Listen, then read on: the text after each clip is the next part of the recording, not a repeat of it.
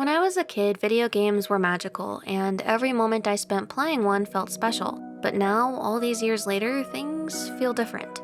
I can confidently say I do enjoy games, otherwise I wouldn't play them, but I can also confidently say there's often something missing, and sometimes that feeling of enjoyment wavers. Even when I play retro games from my childhood, I don't quite feel the same as I did back then, so as a heads up, this video isn't really an argument of video games were just better back in my day, even if they low-key were in some cases. But when I've searched online in the past for an explanation for this feeling, hoping for some kind of insight, I've seen some just call it an issue of nostalgia, that in your memory, those moments seem much more fun than they actually were. But I like to think that that's not the case, at least not entirely. I think a better explanation, or maybe the one I simply choose to believe, is one that doesn't discredit the legitimacy of my past experiences and feelings. When we were younger and just discovering video games for the first time, they were new and unfamiliar, so of course they felt special.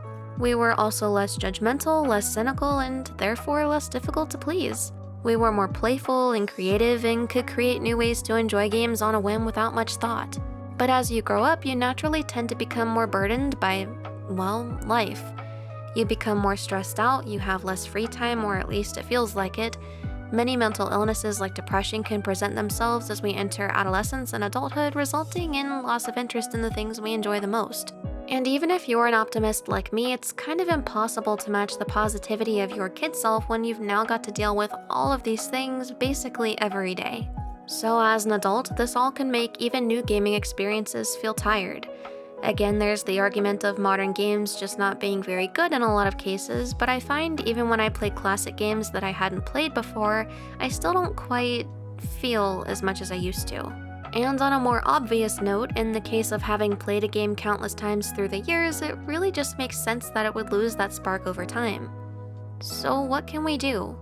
How can we feel excited and alive like we did when we sailed the seas in Wind Waker for the first time, or when we first discovered Pokemon or any of the other games we grew to love?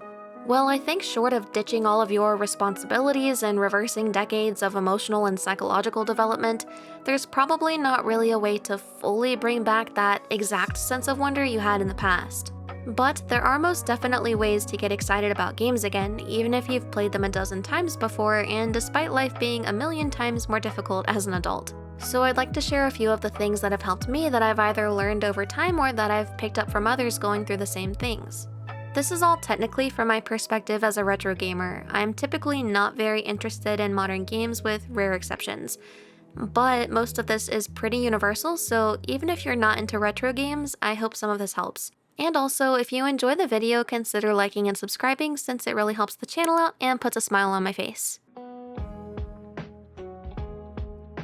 Making your gaming space comfortable is a huge help in allowing yourself to enjoy playing games again. If your room is cluttered and disorganized, I don't know about you, but I find that super stressful and it makes me just not want to be there.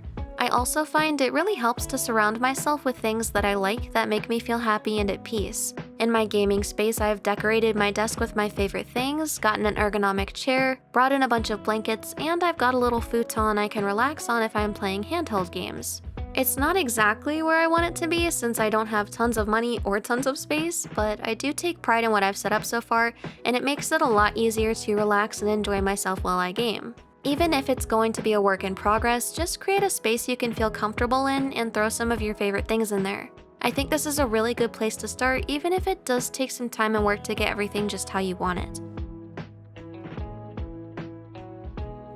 Something I've found incredibly useful in enjoying games again is retro achievements. It's an achievement system integrated into the RetroArch emulator, as well as having some other emulator options depending on what you're playing. Not only will completing all of the achievements mean that you've 100% a game, but there are often really unusual and difficult achievements that are incredibly rewarding when completed. For instance, getting a lucky egg Chansey in Pokemon Crystal, or completing Twinkle Park as Amy in Sonic Adventure without using the jump button more than 3 times. Even if this sounds super tedious at first, I think you should give it a try because it honestly adds a lot of challenge and hype and has you doing things in a familiar game you might have never done otherwise, making everything feel fresh and exciting again. Your mileage may vary with this one. I mean, some people exclusively prefer a cozy and laid-back approach to games, but if you've played the same game dozens of times before, I think it's definitely worth looking into retro achievements.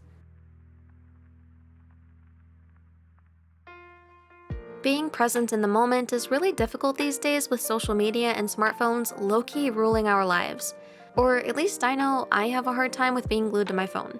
And it presents a constant distraction from even the things we normally like to do, including gaming. My recommendation is to dedicate time for gaming where you're disconnected from social media just like the good old days. Let yourself be immersed in what you're playing because, how are you supposed to enjoy something if you're always distracted by other things? Our attention spans are becoming shorter and shorter, and that's changed the way we enjoy and interact with just about everything. So try slowing down, turn off your phone, maybe grab a snack and a drink, get comfortable, and dedicate time to allow yourself to really experience and have fun with a video game free of distractions.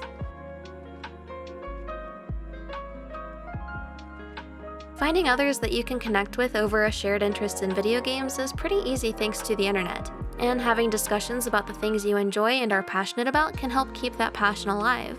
Forums aren't quite as prevalent as they used to be, but there's no shortage of subreddits and Discord communities out there, so it's worthwhile to get involved and maybe even make some friends you can discuss gaming with. There's a chance you're like me and have trouble with being a little socially anxious even from behind a computer screen, but that in itself is a good reason to put yourself out there and break out of your shell. You don't even have to play games together if you don't want to. I mean, for retro gamers at least, that can be difficult, but just having others to talk to goes a long way in my opinion. Even if it might not be possible to recreate that old sense of childlike wonder, I hope this gave you a few ideas on how to get excited about video games again if you've struggled with that like I have. If you have any thoughts or anything you'd like to add that's helped you personally, feel free to leave that in the comments because I'd love to hear what you have to say. Thank you for watching, and thank you to my channel members and patrons. If you're interested in supporting the channel, liking and subscribing helps a lot, or if you're feeling spicy, consider becoming a channel member or checking out the link to my Patreon in the description. Anyway, I'll see you guys next time. Bye!